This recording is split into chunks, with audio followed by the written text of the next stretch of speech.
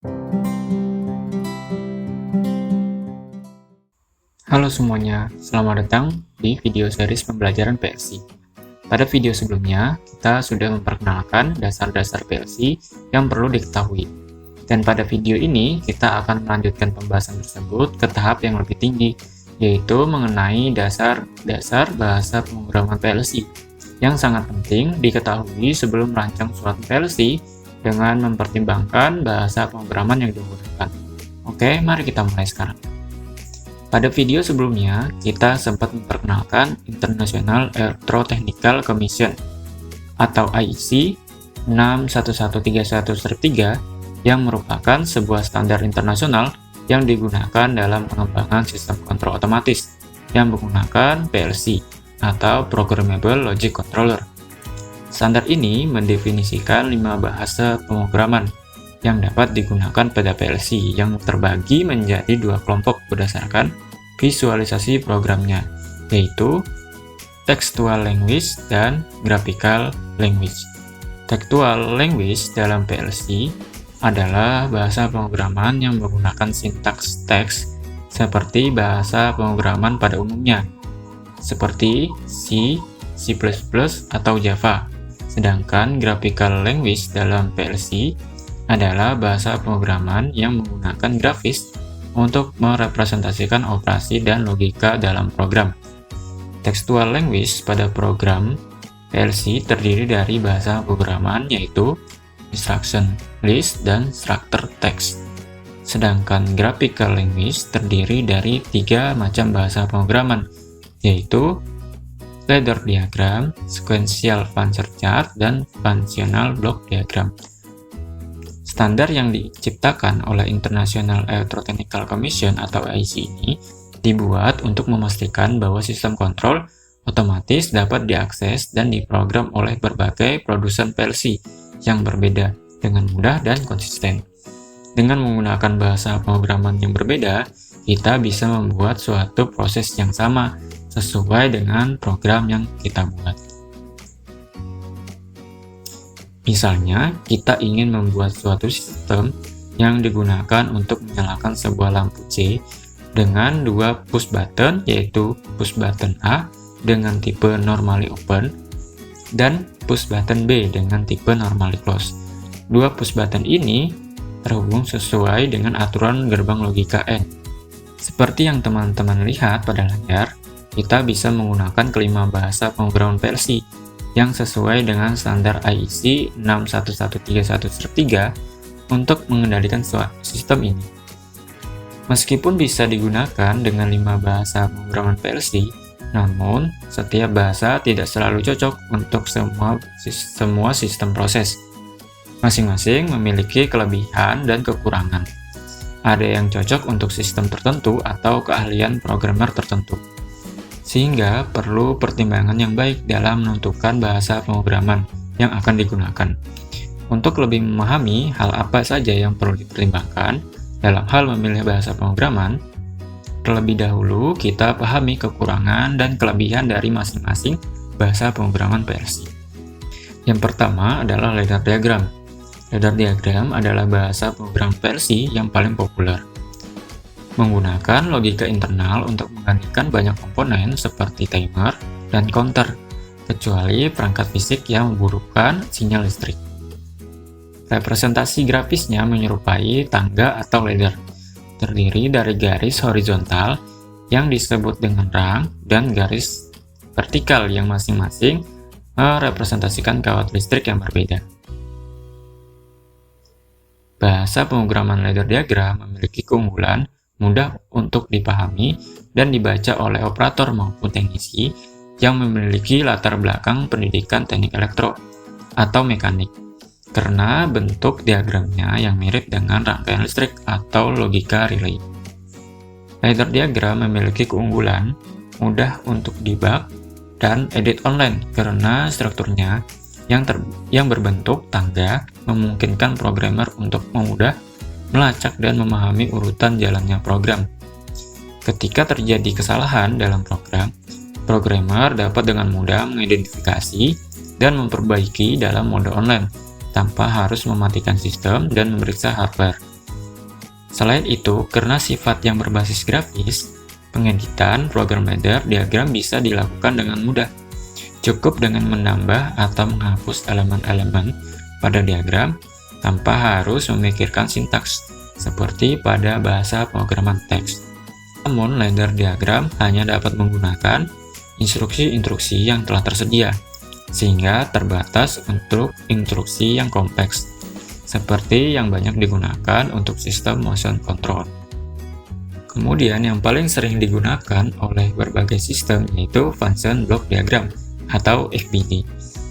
FBD menggunakan blok-blok fungsi yang mewakili perangkat keras dan logika kontrol. Setiap blok memiliki masukan dan keluaran yang dapat dihubungkan ke blok-blok lain untuk membentuk suatu rangkaian yang menggambarkan sistem logika kontrol. Jika sistem Anda membutuhkan banyak perencanaan kontrol gerak dan tugas yang berulang, maka FBD sangat cocok untuk digunakan. Karena programmer dapat membuat modul atau blok kode yang dapat digunakan kembali dalam program PLC, hal ini memungkinkan programmer untuk menghindari penulisan ulang kode yang sama dan meningkatkan efisiensi dalam proses pengembangan aplikasi serta menghemat waktu. FBD mudah untuk dibaca karena visualisasinya yang berbasis grafis, sehingga mudah bagi pengguna untuk melihat bagaimana elemen-elemen logika dihubungkan dan bekerja secara bersama-sama. Dalam beberapa kasus, menggunakan FBD dapat menyebabkan program menjadi lebih besar dan memakan lebih banyak memori, terutama jika program yang rumit dengan banyak blok fungsi dan interaksi antara blok-blok yang kompleks. Oleh karena itu, programmer perlu mempertimbangkan ketersediaan memori ketika menggunakan bahasa pemrograman FBD. Ketika menggunakan FBD, programmer dapat menempatkan blok fungsi di mana saja pada lembar kerja tanpa ada aturan tertentu. Sehingga, hal ini memungkinkan programmer untuk membuat program yang sangat fleksibel, namun dapat membuat kode program menjadi kurang terstruktur dan sulit dimengerti oleh orang lain yang mengelola program tersebut di masa depan. Oleh karena itu, penting bagi programmer untuk membuat dokumentasi dan membuat kode program yang rapi agar mudah dipelihara dan mudah dimodifikasi di masa depan. Selanjutnya yaitu struktur teks. Struktur teks mirip dengan bahasa pemrograman tingkat tinggi seperti bahasa Pascal dan bahasa C, yang memungkinkan penggunaan struktur kontrol seperti if, then, else, loop, serta fungsi matematika dan logika yang tidak didukung oleh ladder diagram dan function block diagram. Sehingga cocok untuk aplikasi yang membutuhkan perhitungan matematika dan logika yang kompleks. Bahasa ini memiliki kekurangan yaitu sulit untuk melakukan debug dan edit secara online, karena bahasa pemrograman struktur teks menggunakan sintaks yang kompleks sehingga rawan untuk terjadi kesalahan minor seperti kesalahan titik koma atau typo, serta memerlukan waktu dan keahlian khusus untuk menguasai bahasa pemrograman struktur teks, terutama untuk orang-orang yang tidak berpengalaman dengan bahasa pemrograman komputer. Selanjutnya adalah instruction list. Instruction list mirip dengan bahasa assembly dalam pemrograman komputer. Programnya disusun dalam bentuk daftar instruksi atau perintah. Biasanya digunakan untuk mengendalikan aplikasi yang membutuhkan pengolahan data yang kompleks dan banyak. Bahasa instruction list memiliki kecepatan eksekusi program yang lebih tinggi karena penggunaan instruksinya sederhana dan efisien, sehingga cocok untuk sistem yang memerlukan eksekusi program yang cepat. Mudah dipahami oleh pengguna yang sudah terbiasa dengan bahasa pemrograman assembly dan juga ringkas karena satu perintah ditulis per satu baris. Kekurangannya ialah sulit untuk melakukan debugging dan perubahan online karena kode program terdiri dari baris-baris instruksi tanpa adanya dukungan visual, seperti pada bahasa pemrograman grafis.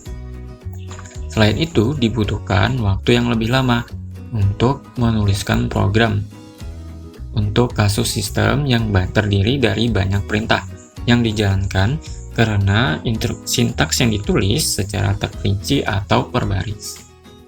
Selanjutnya adalah bahasa pemrograman Sequential Function Chart atau disingkat dengan SFC, yang merupakan salah satu jenis bahasa pemrograman grafis yang berdasarkan pada diagram alir atau flowchart dan digunakan untuk menggambarkan urutan operasi dari suatu sistem kontrol atau proses. SFC dirancang untuk memecahkan masalah kompleks dan menyusun program PLC dengan mudah dan efisien. SFC menggabungkan konsep diagram alir dan program ladder menjadi satu, sehingga memudahkan programmer dalam memahami urutan operasi dan menghasilkan program yang lebih struktur dan mudah dipelihara. Step bertindak sebagai fungsi utama dalam program. Step-step ini menampung suatu perintah dalam suatu proses. Perintah ini dapat didasarkan pada waktu, fase tertentu dari suatu proses atau kondisi fisik peralatan.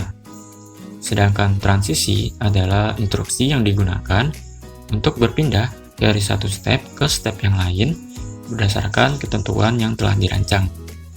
Tidak seperti diagram alir tradisional, bagan fungsi berurutan atau sequential function chart dapat memiliki beberapa jalur. Kita dapat menggunakan cabang untuk memulai beberapa langkah sekaligus. Pada sequential function chart, proses dapat dipecah menjadi beberapa step utama yang diurutkan dalam urutan tertentu untuk mengendalikan suatu proses, sehingga dapat membuat pemecahan masalah menjadi lebih cepat dan mudah dipahami. Sangat cocok untuk aplikasi yang melibatkan alur kerja yang rumit. SFC terdiri dari beberapa langkah, jalur, dan kondisi yang harus dipenuhi sehingga dapat menjadi terlalu kompleks untuk digunakan dalam sistem yang sederhana. Nah, setelah membahas masing-masing bahasa pemrograman pada PLC, kita akan dapat memahami mengapa terdapat banyak bahasa pemrograman yang diciptakan untuk PLC. Yang pertama, masing-masing industri memiliki kebutuhan yang beragam yang harus dipenuhi oleh sistem otomasi yang digunakan, sehingga diperlukan bahasa pemrograman yang dapat menangani kebutuhan tersebut.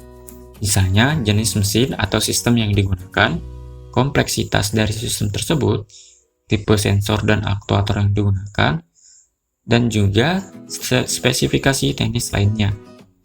Variasi bahasa pemrograman PLC dapat memberikan pilihan bagi pengembang sistem otomasi untuk memilih bahasa pemrograman yang paling sesuai dengan kebutuhan dan persyaratan industri yang bersangkutan.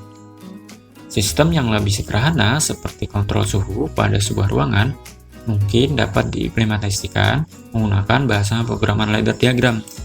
Namun, untuk sistem yang lebih kompleks seperti motion control tidak memungkinkan untuk menggunakan bahasa pemrograman ladder karena terbatas dengan instruksi perintah, sehingga perlu menggunakan bahasa sequential function chart atau structure text yang memiliki instruksi perintah yang lebih luas. Dalam hal ini, pemilihan bahasa pemrograman PLC sangat penting untuk mempertimbangkan kebutuhan pada industri yang akan dirancang. Pemilihan bahasa pemrograman PLC perlu mempertimbangkan keahlian programmer, karena setiap bahasa memiliki sintaks, struktur, dan cara kerja yang berbeda. Seorang programmer yang terbiasa menggunakan bahasa pemrograman komputer mungkin akan lebih mudah menggunakan bahasa pemrograman PLC yang berbasis teks, seperti structure text dan instruction list. Sedangkan program terbiasa dengan logika relay mungkin akan mudah untuk menggunakan ladder diagram dan function block diagram. Sequential function chart lebih umum karena mengkombinasikan bahasa pemrograman visual dan bahasa pemrograman teks yang mirip dengan skema flowchart. Akan sulit untuk memahami bahasa pemrograman di luar dari bahasa pemrograman yang biasa dikerjakan sehari-hari. Oleh karena itu, untuk memaksimalkan efisiensi serta meminimalkan kesalahan dalam pemrograman, sebaiknya memilih bahasa pemrograman yang sesuai dengan keahlian programmer. Sekian untuk video penjelasan tentang 5 bahasa pemrograman PLC yang sering digunakan pada industri. Pada video selanjutnya, kita akan membahas mengenai aturan-aturan dasar pemrograman PLC menggunakan ladder diagram. Terima kasih telah menonton video ini. Jangan lupa untuk like, komen, dan subscribe channel kami untuk video terbaru seputar otomasi. Jika Anda memiliki pertanyaan atau saran, silakan tulis di kolom komentar pada video ini. Sampai jumpa!